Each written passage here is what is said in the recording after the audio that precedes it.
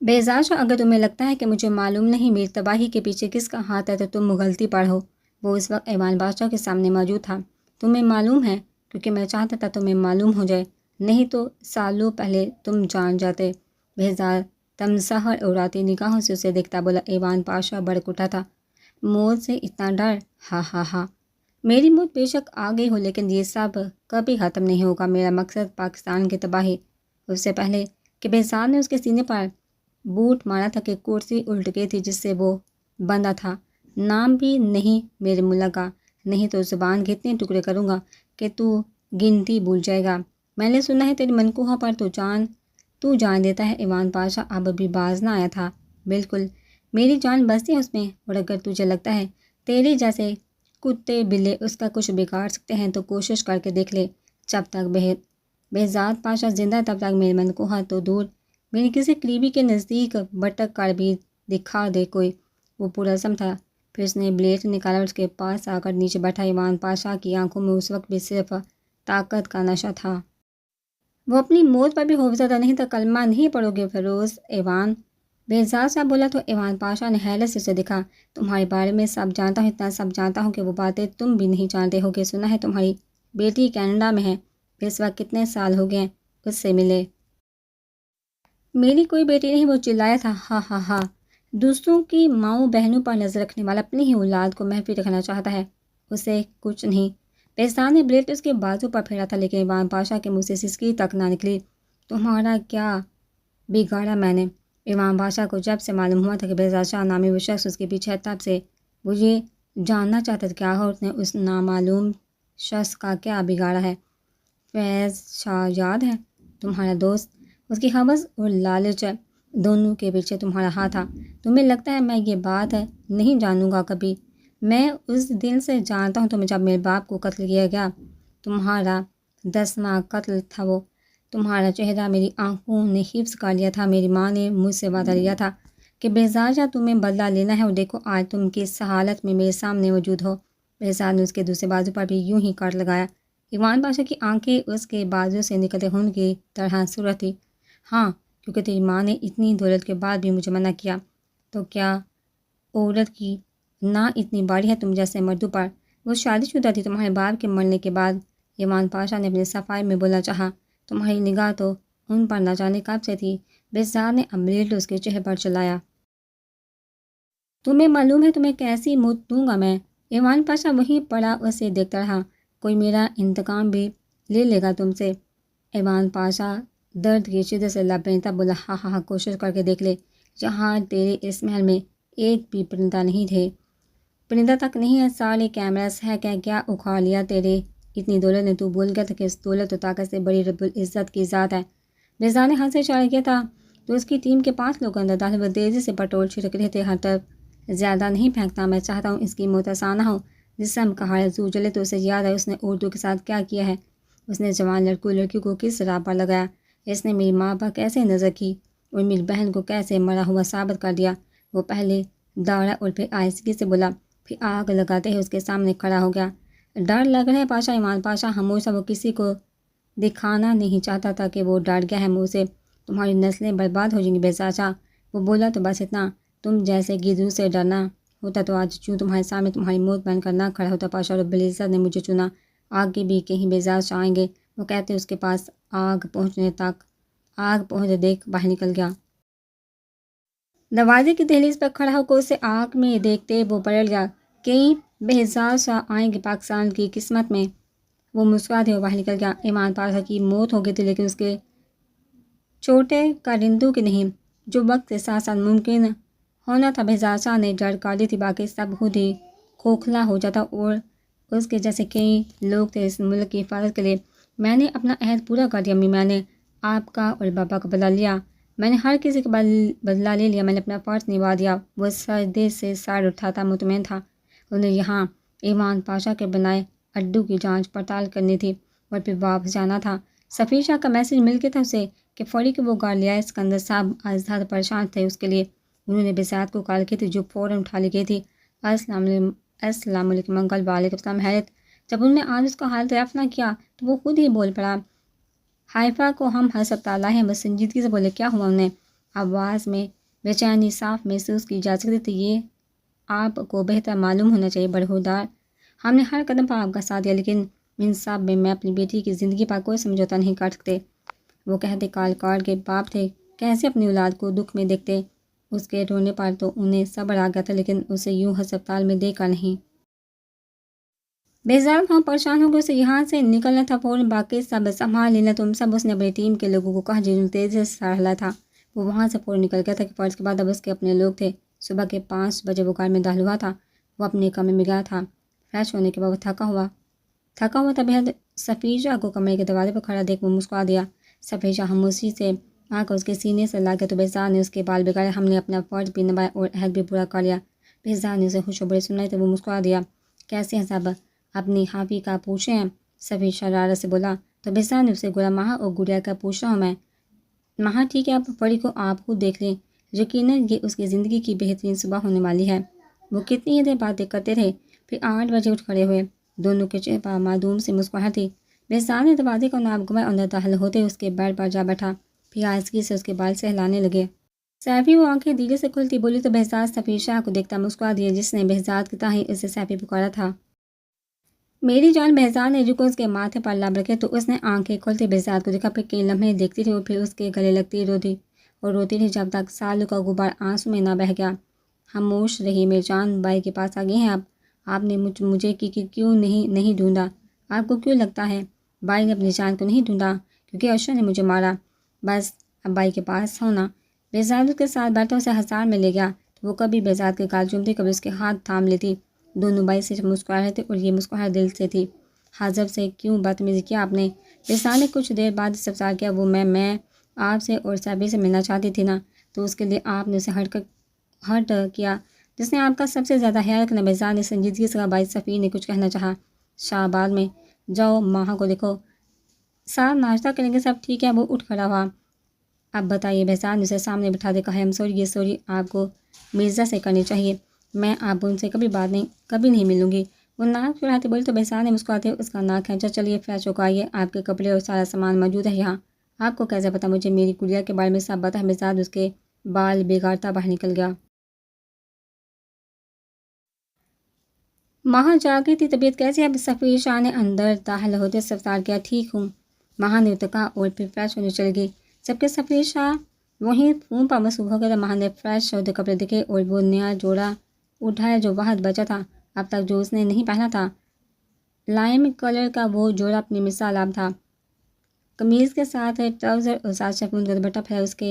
اس نے باہر کا بات بنایا۔ شاہ، اس سفیر شاہ کے متوجہ نہ ہونے پر اس کے پاس جا کھڑی ہوئی۔ یہ بات اس نے اپنا بازو آگے کیے جس کے آگے کی ڈوریاں بندھی تھی اور ایسے ہی ڈوریاں سامنے گلے پر بندھی تھی۔ سفیر شاہ نے بھرپور نگاہ اس پر ڈالی جو کافی دنوں بعد آج بہتر لگ رہی تھی۔ وہ اپنی جگہ سے اٹھ کھڑا ہوا، اس کے بازو کی ڈوریاں باندھتے اس کے گلے کی طرف بڑھا۔ ہاتھ بڑھائے تو ماں نے سر جھکایا۔ سفیر شاہ نے اس کے گلے کی ڈوریاں باندھی تو اس نے جاننا چاہا، جبکہ سفیر شاہ نے بیٹھتے اسے بھی خود پر گرایا تھا۔ درد ہے کہیں؟ اس کے بازو اپنی گردن پر باندھتے وہ نرمی سے استفسار کر رہا تھا۔ ماں نے سر تم بھی مہلا اور اسے دیکھا جو اس سے ہی دیکھ رہا تھا۔ نگاہوں کے تصادم پر دل کی دھڑکنیں منتشر ہوئی تو اس نے اٹھنا چاہا، جبکہ احساس سفیر شاہ نے ہونے نہیں دیا تھا۔ قسمی وہ پرسکون انداز میں بولا۔ ماں نے منہ کھولے اسے دیکھا۔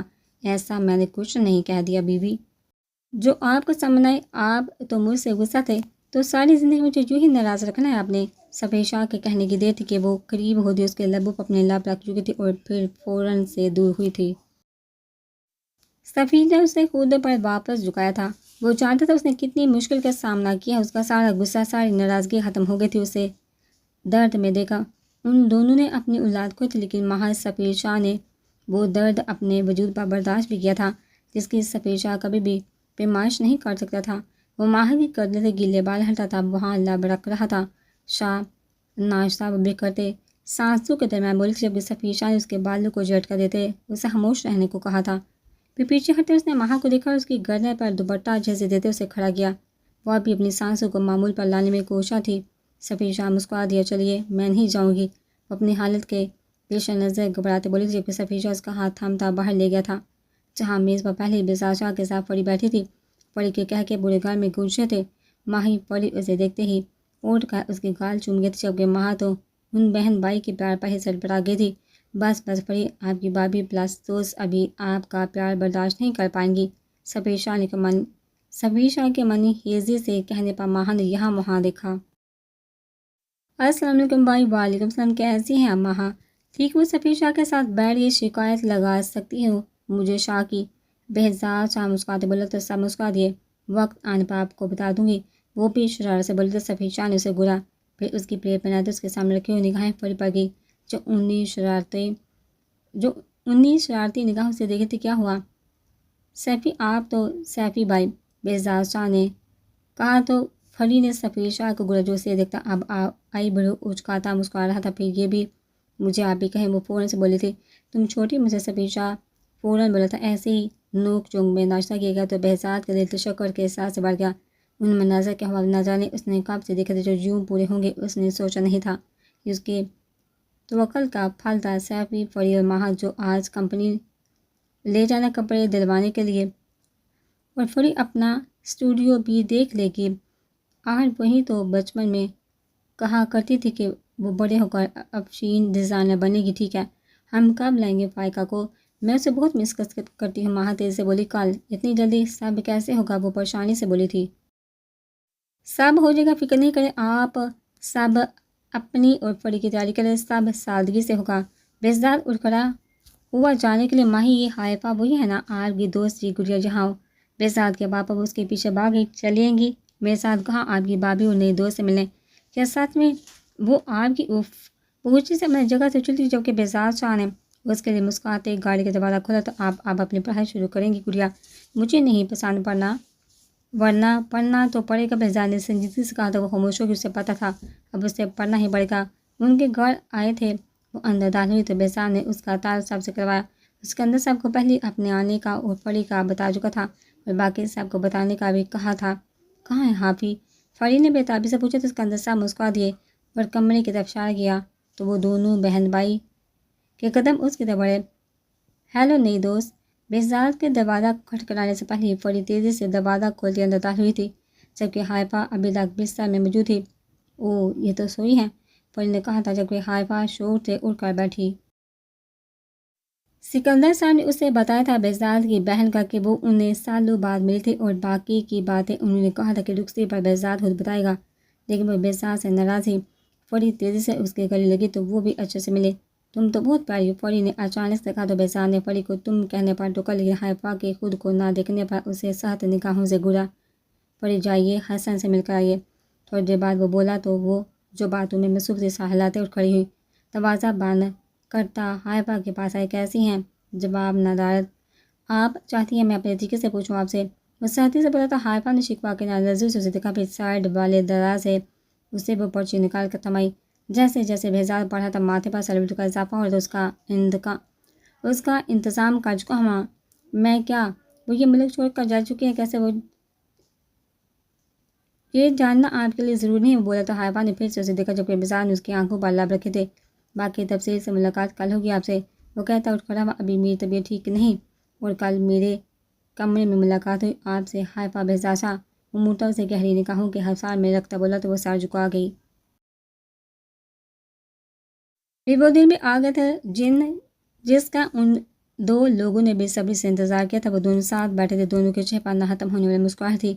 حائفہ اپنے باپ کے گلے لگتی خوبصورت تھی، حسن اسے جانے نہیں دے رہا تھا۔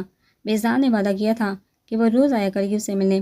گھر آتے ان سب نے کھانا کھایا تھا، سب ایک دوسرے کے ساتھ خوش تھے۔ سفیر شاہ نے بہزاد کی طرف دیکھا جو مسلسل مسکرایا تھا۔ سفیر شاہ مطمئن ہوا، ایک عرصے بعد اسے خوشیاں نصیب ہوتی چلی۔ حافظ انہیں حائفہ کو دیکھتے جھکتے اس کے کان میں کہا، نہیں میں ابھی یہیں بیٹھوں گی کہ سوشی میں تھوڑی دیر پہلے تو آپ کو یہ جوڑا بہت بھاری لگ رہا تھا، آپ فریش ہونا چاہتی تھی، اب کیا ہوا؟ ہاں لیکن اب نہیں، حائفہ نے کہنا چاہا۔ چلیے خدا حافظ۔ بہزاد نے حائفہ کو اپنے ساتھ کھڑے کر کہا تو سب متوجہ ہوئے۔ گڑیا آپ بھی جائیے کمرے میں اور سیفی تم بھی۔ اوکے بھائی۔ سب اٹھ گئے تھے۔ حائفہ نے آتے ہی چینج کیا، اب وہ بہزاد کے انتظار میں بیٹھی تھی۔ بہزاد نے اسے یوں خود کے انتظار میں بیٹھے دیکھا، مسکراتے دیکھا، پھر اس کے ساتھ بیٹھا۔ 1 سال بعد آپ یہاں کیا کریں؟ حائفہ 2 دن پہلے سکندر صاحب کی اصرار پر رہنے آئی تھی اور اس وقت بہزاد اس کے کمرے میں موجود تھا۔ کیوں بیوی کے پاس اور کیا کرنے آتا؟ بہزاد نے اس کے ساتھ جگہ بناتے لیٹے کہا، جائیے پلیز، سب کیا سمجھیں گے؟ جب تک میں یہاں ہوں یہ الفاظ دوبارہ نہ سنوں۔ بہزاد نے اس کے کمر میں ہاتھ ڈالتے اسے اپنے اور کھینچا، کیا مسئلہ ہے، کیوں نہیں جا چھوڑی اپنی؟ اسکندر صاحب چاہتے تھے کہ حائفہ واپس نہ جائے، بہزاد بھی چاہتا تھا، کیونکہ وہ دوبارہ کام کے دباؤ کی وجہ سے بے ہوش 2 بار کام کے دباؤ کی وجہ سے بے ہوش ہو چکی تھی۔ میں کیوں چھوڑوں آپ کے کہنے پر؟ کیا یہ کافی نہیں کہ آپ کا شوہر ایسا کہہ رہا ہے؟ بہزاد نے اس کے نچلے لب پر انگلی پھیرتے کہا۔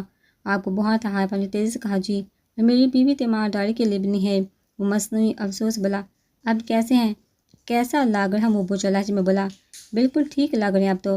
یہ آپ کی ذرا سی کل بدکاسہ ہے آپ ہی، ورنہ بندہ بشر صبح سے دکھ سے سر کے ساتھ کام کر ہے تو چھٹی کر لیتے۔ اب کیسا ہے درد؟ دبا دے، اچھا ہو جائے گا۔ چائے پئیں گے؟ نہیں، اس وقت آپ چاہیے بس مجھے۔ بہزاد نے کہتے سر اس کی گود میں رکھا جو اٹھ کر بیٹھ گئی تھی۔ حائفہ نے اس کا سر دبانا شروع کیا اور ساتھ کچھ پڑھ کر پھونکنا بھی۔ چین کہاں ہے آپ کی؟ وہ برہمی سے بولا۔ اتار کر رکھیے وہ چین، بہزاد نے اسے تحفے میں دی تھی۔ کیوں گم ہو جائے گی؟ حفاظت کرنا آپ کی ذمہ داری، اور دوبارہ میں اترا ہوا نہ دیکھوں اسے۔ بہزاد نے اس کی گردن پر لکیریں کھینچتے کہا۔ کیا جادو کاری ہے مجھ پر؟ توبہ کرے شاہ، ویسے آپ کو کرنے کی بھی ضرورت نہیں، یہ غلام پہلے آپ کا ہے۔ بہزاد نے اس کے ہاتھ چومتے کہا۔ خاموش رہیے، وہ ڈپرتی بولی اور ساتھ پڑھ کر اس پر پھونکنے لگی کہ تھوڑی دیر بعد وہ گہری نیند میں جا چکا تھا۔ صبح اٹھے وہ ناشتہ کرتے گھر چلے گئے تھے۔ حائفہ نے جاب چھوڑی تھی، اب وہ بہزاد کے ساتھ ہی کمپنی جایا کرتی تھی، لیکن کبھی کبھی وہ اپنی زندگی سے بے حد خوش تھی، کیونکہ بہزاد شاہ نے اسے باہر کی سرد ہوا تک نہ لگنے دی تھی۔ بھائی ہمارے گھر میں کب بچے آئیں گے؟ سفیر شاہ نے سامنے موجود حائفہ کو دیکھ کر استفسار کیا۔ یہ تم اپنی بیوی سے پوچھو، آپ سے پہلے نہیں بھائی، وہ شرارت پر آمادہ تھا۔ حافی بچی ابھی کمپنی کے لوگوں کا جینا حرام کیا ہوا ہے اس نے۔ ہاں ہاں ہاں، ابھی تو بس اس کے سامنے دبتے ہیں، بکواس نہیں۔ بہزاد بولا تو سفیر شاہ نے دانت دکھائے۔ بھائی شاہ مجھے شاپنگ پر نہیں لے کر جا رہے، ماہا نے آ کر بہزاد کو بتایا تو حائفہ نے ماہا کو آنکھ ماری، کیونکہ اسی نے اسے سفیر شاہ کی شکایت بہزاد کو لگانے کو کہا تھا۔ سیفی بھیا آپ کی بیوی کے کارنامے ہیں، میری بیوی کو ہلاک کر رہی ہے میرے۔ سفیر نے حائفہ کو گھورا تھا جو ناخن پر پھونک مار رہی تھی۔ حافی میں نے کیا کیا؟ حائفہ انجان بن گئی۔ سفیر شام کو لے کر جاؤ ماہا کو۔ بھائی میں نے شام کا ہی کہا تھا، ابھی دوپہر، لیکن آپ کی بیوی کو ہضم نہیں ہوا۔ گھر میں سب سے زیادہ نوک جھونک سفیر اور حائفہ کی چلتی تھی۔ میری دوست کو الزام نہیں دے بار بار۔ ماہا نے حائفہ کی سائے لی تھی جبکہ حائفہ مسکرا دی تھی۔ گڑیا کو بلا لے کچھ دن کے لیے، سیفی نے کہا۔ نہیں، اس کے امتحان ہے حاضر، پہلے اس کی وجہ سے کافی پریشان ہے۔ مجھے تو یقین ہی نہیں ہوتا آپ نے اسے حاضب کو سونپ دیا ہے، سفیر شاہ نے مصنوعی ناراضگی سے کہا۔ سیفی تمہاری گڑیا کو حاضر مرزا کے علاوہ کوئی ہینڈل نہیں کر سکتا، اور بھولو مت فری کی رضامندی پر ہوا ہے سب۔ سفیر شاہ سہلا گئے کیونکہ حاضر مرزا کے لیے فرح شاہ کی پسند سے وہ اچھے سے واقف تھا۔ چلیے شاہ، ماہا نے آنکھوں میں شرار لیے سفیر شاہ کو کچھ دیر بعد پوچھا تو وہ اسے گھورتا اٹھ کھڑا تھا۔ وہ کمرے میں آیا تو ماہا تیار کھڑی تھی۔ بھائی کو کیوں بتایا آپ نے؟ سفیر شاہ نے اس کے پیچھے کھڑے ہوتے آئینے میں اسے دیکھتے پوچھا۔ آپ نے کیوں مجھے منع کیا تھا؟ وہ گڑبڑاتے بولے تھے، منع نہیں کیا تھا، بیوی شام میں جانے کا بولا تھا۔ سفیر شاہ نے تھوڑی اس کے کندھے پر رکھتے کہا۔ بھائی کا ابھی کوئی پلان نہیں ہے؟ کس چیز کا؟ بیبی کا تو یہ کہ میرا پورا پلان ہے شاہ، میں سنجیدہ ہوں ماں۔ سفیر شاہ بولا تو ماہا سر جھکا گئی۔ سفیر شاہ نے اس کا رخ خود کی طرف موڑتے اس کے ماتھے پر بوسہ دیا۔ ڈر ہی ہے تھوڑا سا، کچھ نہیں ہوگا، چلیے واپس آ کر ہمیں بھی بیبی لانے کی تیاری بھی کرنی ہے، وہ بولا تو ماں اسے گھورتی باہر نکل گئی جبکہ سفیر شاہ مسکرا دیا۔ وہ کمرے میں بیٹھی ڈھونڈی تھی جب وہ اندر داخل ہوا۔ فری، لیکن اس نے جواب نہ دیا۔ حاضب اس کے آگے پھیلی کتابوں کو دیکھتے معاملہ کچھ حد تک سمجھ گیا تھا کیا مسئلہ ہے۔ حاضر نے اس کے سامنے بیٹھتے پوچھا جو زور و شور سے رونے کو تیار تھی۔ مجھے یہ سمجھ نہیں آ رہی، میں نے آپ سے کہا تھا مجھے نہیں پڑھنا، وہ ناک چڑھاتی بولی تو حاضر نے اپنی مسکراہٹ کا گلا گھونٹا۔ جائیے کھانا گرم کرے، اس کے بعد میں پڑھاتا ہوں آپ کو۔ نہیں، آپ پھر پڑھاتے نہیں ہیں؟ اور حاضر نے اس کے لبوں کو چوما اور کھڑا ہوا۔ فوراً چاہیے، وہ بولا تو فری فوراً سے اٹھی بھاگے۔ پھر کھانے کے بعد حاضر نے اسے ساتھ بٹھاتے سارے سوال سمجھائے تھے۔ وہ اپنا سارا وزن حاضر پر چھوڑے، سوال کے بجائے حاضر کو دیکھتی۔ حاضر نے اسے دیکھتے گرا تھا لیکن اسے فرق نہ پڑا تھا۔ آپ مجھے اتنے پیارے کیوں لگتے ہیں حاضر؟ کئی بار بولے جانے والا جملہ دہرایا گیا تو حاضر مسکرا دیا۔ تیاری پوری نہیں ہوئی ابھی آپ کی؟ حاضر نے گہری سانس بھرتی اس کی کتابیں سمیٹی کیونکہ اب وہ ہرگز پڑھنے والی نہ تھی۔ اب مجھے رشوت دے کر پاس کروا دینا، وہ شرارت سے بولے تو حاضر اسے گھورتا لیٹ گیا۔ وہ حاضر کے سینے پر ہاتھ رکھتی اس پر اپنا چہرہ ٹکاتی مستصر سے دیکھ رہی تھی۔ امی کب آئیں گی حاضر؟ مجھے وہ یاد آ رہی ہے، سکینہ بیگم کسی رشتہ دار کے ہاں شادی پر گئی تھی، پرسوں آ جائے گی، حازم نے کہتے اس کی کمر کے گرد ہاتھ باندھے۔ اف میرا پیپر۔ وہ حازم کی خمار آلودہ آنکھوں کو دیکھتی فوراً سے بولی تھی، جبکہ حازم نے اس پر حساس مزید تان کیا تھا، ابھی مجھے آپ سے شادی نہیں کرنی چاہیے تھی۔ وہ بولی تھی، لیکن اگلے لمحے اس کا لمس گردن پر محسوس کرتے کھلکھلائی تھی۔ حازم مجھے گدگدی ہوتی ہے۔ حازم نے اس کا سر تکیے پر رکھتے اس کی آنکھوں میں دیکھا تو وہ آنکھیں جھکا گئی۔ آپ ہمیشہ کہتی کہ میں آپ کو پیارا لگتا ہوں، آج میں آپ کو بتاتا ہوں کہ آپ مجھے کیسے لگتی ہیں، لیکن الفاظ نہیں عمل کر کے۔ حازم نے اس کے چہرے پر لب رکھنا شروع کیا اور پھر اس کے ہاتھ تھام گیا۔ کمرے میں مانی ہیسی خاموشی کا رات تھا، لیکن وہ حازم مرزا کو پا کر بے حد خوش تھی، جس کا اقرار وہ فوقتاً کرتی رہتی تھی، جبکہ حازم محض مسکرا دیتا تھا۔